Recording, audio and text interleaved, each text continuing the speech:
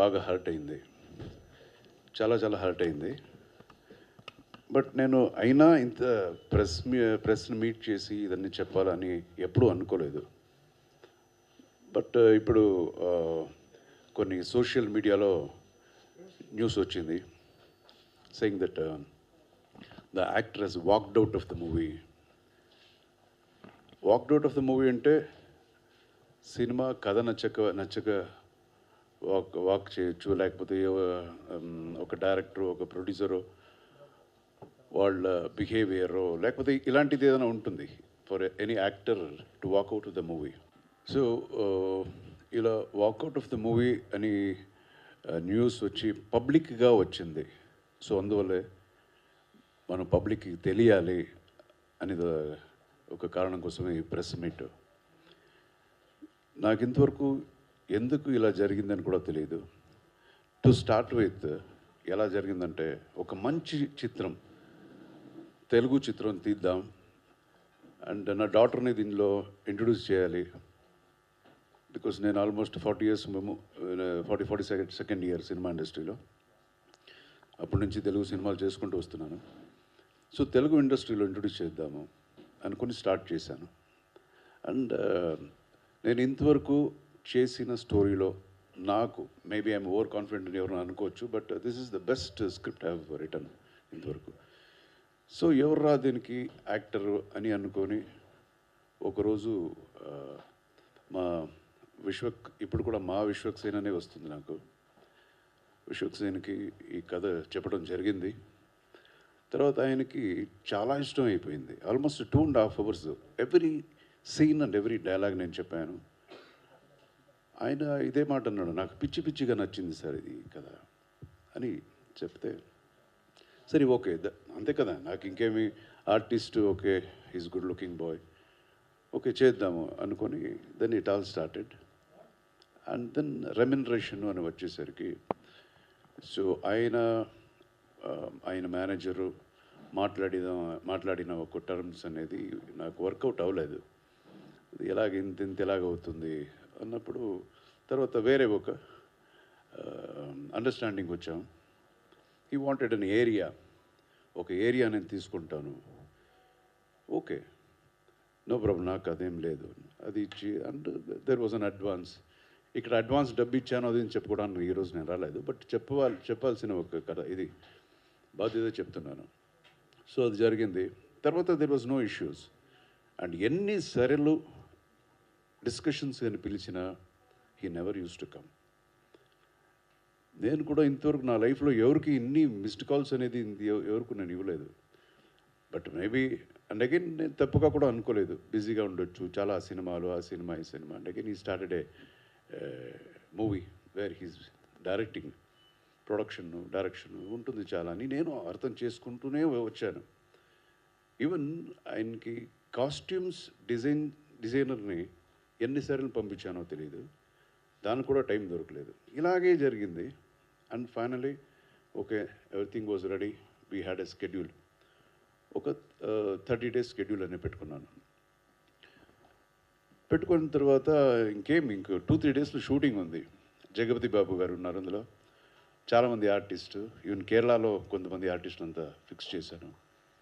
And ఇమ్మీడియట్గా ఒకరోజు వచ్చి ఆయన మేనేజర్ ఆయన వచ్చి సార్ కొంచెం అడ్జస్ట్మెంట్ కావాలి. ఓకే చెప్పండి, బికాస్ నేను యాక్టరే, 1 రోజు 2 రోజులు అడ్జస్ట్మెంట్ అనేది నార్మల్గా ఉంటుంది కదా, చెప్పండి. లేదు ఈ స్టార్టింగ్ 3 days నాకు ఈ సినిమా ఇది ఉంది, ఇప్పుడే ఫారిన్ నుంచి వచ్చాను, కొంచెం ట్యాన్ అయిపోయాను, అది సరే చెప్పండి పర్వాలేదు, ఎప్పటి నుంచి you can come. So then తర్వాత తెలిసింది the whole schedule he didn't wanted to come. అరే ఇంతమంది నేను ఆర్టిస్ట్ పెట్టుకున్నాను, జగపతి బాబు గారు ఎప్పటి నుంచి డేట్ తీసుకున్నాను, తర్వాత ఒక్కొక్క రోజు ఒక్కొక్క ఆర్టిస్ట్ ఉంది నాకు ఎలా చేసి. దెన్ ఈ సైడ్ లేదు సార్, నాకు కొంచెం ఫ్రెష్గా వస్తాను, కొంచెం ఫిజిక్ అంతా ఇంకొంచెం బాగా చేసుకోవాలి అని చెప్పేసరికి నేను నా టీంతో మాట్లాడాను. దెన్ మనకు అదే కదా కావాలి, ఫ్రెష్గా యాక్టర్ ఫ్రెష్గా ఉండాలి, we want to do a good movie, it's not for money, ఒక ప్యాషనేట్గా ఒక మంచి సినిమా తెలుగులో తీద్దామనుకొని సరే అది కూడా ఇచ్చేసి టోటల్ అన్నీ క్యాన్సిల్ చేశాను. The whole schedule I cancelled. So Jagapathi Babu గారు డేట్ వేస్ట్ చేయకూడదని ఆయన కోసం 2 డేస్ షూట్ పెట్టుకున్నాను అంతే. సో ఈయన్ని టోటల్ ఈయనది క్యాన్సిల్ అయింది, అంత క్యాన్సిల్ అయ్యి మళ్ళీ కూర్చొని నెక్స్ట్ అట్లీస్ట్ డేట్ నెక్స్ట్ అని తెలియాలి కదా, నెక్స్ట్ షెడ్యూల్ ఎప్పుడని. తర్వాత ఆయన manager after week they said okay sir we're very very sorry, ఇది ఈ డేట్ నుంచి ఈ డేట్ వరకు ఇచ్చేస్తాను అంటే ఈ థర్డ్ నుంచి నెక్స్ట్ December 10th వరకు మీదే ఫుల్గా చేసేద్దాం సార్, ఇంకేది సినిమా లేదు, నాది ఫినిష్ అయింది. సరే ఓకే. అగైన్ 3-4 డేస్ అయిన తర్వాత లేదు ఈ సెంట్రల్ నాకు ఒక 1 వీక్ కావాలి, రెస్ట్ కావాలి, మీకు ఏది ఇష్టమో అదే ఇవ్వండి ఆ డేట్ అన్నారు. సరే అది కూడా ఓకే, నా అసోసియేట్కి చెప్పి అగైన్ వీ ప్లాన్, అందులో కూడా డేట్స్ ఇచ్చేసాం. ఇది ఓకేనా? Okay, this is fine. ఇలాగే జరిగింది. And I called him so many times. See before shooting ఏదైనా చేంజెస్ ఏదైనా ఉంటుంది కదా, నీకేమైనా అనిపిస్తే I want your involvement in the movie as an actor, I want your involvement. రండి, ఏదైనా చిన్న చేంజెస్ ఏదైనా ఉన్నా లెట్స్ టాక్ అని. అస్సలు రాలేదు, లాస్ట్ మినిట్ వరకు రాలేదు. అండ్ ఇంకేం ఎల్లుండి అంటే first I think 31st he came, 31st or 1st he came. 31st అనుకుంటాను. వచ్చారు. వచ్చిన తర్వాత అగైన్ కథ మాట్లాడుకున్నాం. నేను ఫస్ట్ డే ఎలా చెప్పానో అది అంతకన్నా ఇంప్రూవైజ్ చేసి, in fact I'm making this movie for my daughter, but hero character elevation సూపర్గా ఉంటుంది ఇందులో. బికాస్ టోటాలిటీ చూస్తాను నేను, ఒక ఫుల్ పిక్చర్గా చూడాలని అది ఫుల్గా చెప్పాను విత్ డైలాగ్స్ అన్నీ చెప్తే సార్ సూపర్ సార్, ఇప్పుడు నాకు బాగా ఎక్కిపోయింది, బాగా నవ్ ఐఎమ్ ఇన్వాల్వ్డ్, నవ్ అదరగొట్టేద్దాము అనంత చెప్పి then he left. I said okay again we're meeting, రేపు షూటింగ్ అనగానే ఇంకొకసారి మీట్ అయ్యి గెటప్ అన్నీ చూసుకుందాము అని చెప్పాడు. చెప్తే సరే ఓకే అని వి బిలీవ్డ్. అండ్ థర్డ్ షూటింగు, ఈరోజు 4th కదా, అది నిన్న మార్నింగ్ నుంచి షూటింగ్, 5th, 3rd నుంచి షూటింగు. సో 2nd నైట్ వరకు మెసేజెస్ అన్నీ పెట్టాడు. నేను కూడా అడిగాను విశ్వక్ పేరు చేంజ్ చేద్దామా, ఏదైనా హీరో పేరు మారుద్దామా అంటే ఆయన ఒక కొన్ని పేర్లు సజెస్ట్ చేశాడు. సో ఇలాగా కాన్వర్జేషన్ జరుగుతూనే ఉంది. దెన్ మీట్ అవుదామా ఎప్పుడు, రేపే షూటింగ్ మనకి, I want to see the getup, అది ఏమీ చూడలేదు కదా అని. లేదు సార్ మన పని మీదే ఉన్నాను అని కటింగ్ షాప్ నుంచి ఈ సెంట్ మీద pictures also I can show you now, అది వీడియో ఫుల్గా కటింగ్ చేసుకొని చూడండి సార్, మన కోసం చేస్తున్నాం, రేపు నుంచి అదరగొట్టేద్దాము, విల్ కిల్ అనంత. నేను I said okay will do our level best, ఫెంటాస్టిక్గా సినిమా చేద్దాం, as a team will do. ఇవన్నీ అయిపోయింది. తర్వాత ఈ సెట్ ఈ మెసేజ్ మీ సేయింగ్ దట్ నేను ఒక యాక్టర్ని చూడడానికి వెళ్తున్నాను, నేను మళ్ళీ లేట్ అయిపోవచ్చేమో సార్, నేను ఈరోజు రాలేను, రేపు వస్తాను అని. Whatever I'm saying no, everything is there, పక్కాగా ఒక్క ముక్క కూడా ఎవరు ఇది కాదు అని చెప్పలేరు, అది చెప్తున్నాను మీకు. సో ఆయన వెళ్ళారు. I don't want to name the actor, ఎవరింటికి వెళ్ళారు అనేది మనకి అనవసరం ఇప్పుడు. సో వెళ్ళాడు, రాలేదు. హీ టోల్డ్ లేట్ అయిపోవచ్చేమో అని. అంటే అగైన్ మార్నింగ్ నా అసిస్టెంట్కి చెప్పాను, being a director I should be first on the set. And ఇది ఒక అన్రియల్ ఇది తీస్తున్నాం, ముందు బ్యాక్ ప్రొజెక్షన్ అని ఉండేది, ఇప్పుడు అన్రియల్ అని చెప్పి ఒక ఎల్ఈడి అంత బ్యాక్గ్రౌండ్ అంతా పెట్టి కార్ని పెట్టి తీస్తారు. సో ఆ సెటప్ చేసుకున్నాం. అది కూడా నైట్ సెట్ అవ్వలేదు. So we had so many people working the whole night. నేను మా అసిస్టెంట్కి చెప్పాను 6 o'clock కరెక్ట్గా నన్ను లేపే, నిద్రపోతానేమో అంటే 5 o'clock ఫోన్ చేశాడు. నేను చూసి ఎందుకురా 5 o'clock ఫోన్ చేసావు అంటే, లేదు మీకు ఏదో మెసేజ్ వచ్చిందంట చూసుకోండి అని.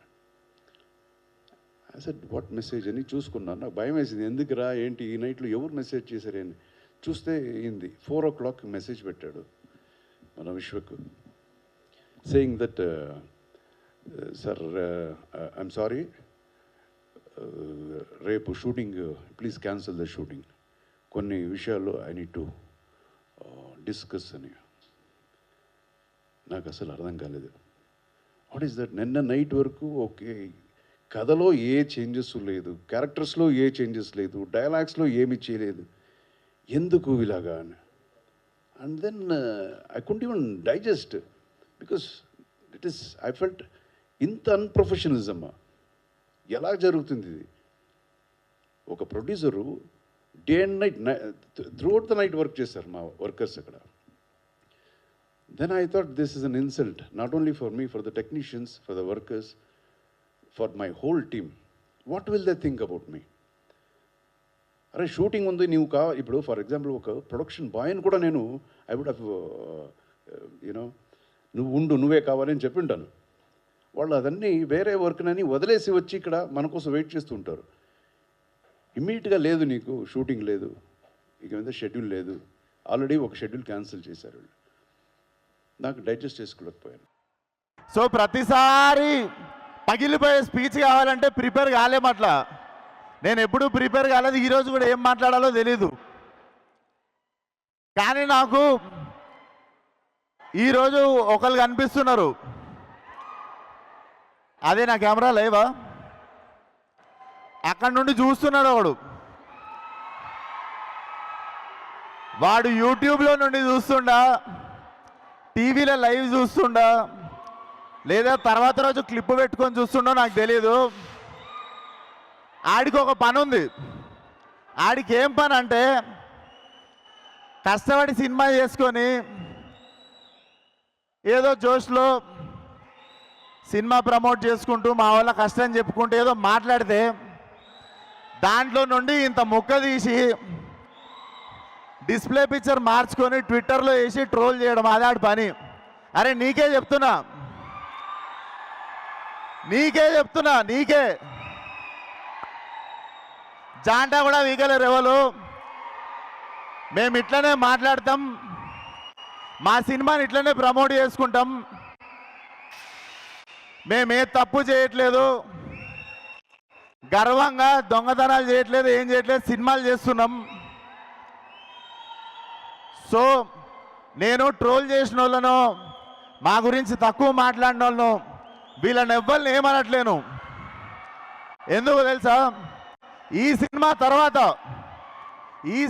తర్వాత నేను క్రిటిక్స్ని కానీ రివ్యూవర్స్ని కానీ ఎవరి గురించి ఏమీ మాట్లాడను. This will be my last film. I'm going to speak about critics or reviews like ఎవరైనా వెల్ విషర్స్ అందరి గురించి. ఎందుకో చెప్తా, మళ్ళీ చెప్తున్నా, this is the last film. Freedom of speech అందరికి ఉంది. మీకు అనిపించిన ఒపీనియన్లు రాయండి, మీకు అనిపించిన రివ్యూలు రాయండి, మీకు అనిపించినది ఏదైనా రాయండి. పర్సనల్ లెవెల్లో అటాక్ చేస్తే మాత్రం ఈ బగులుద్ది.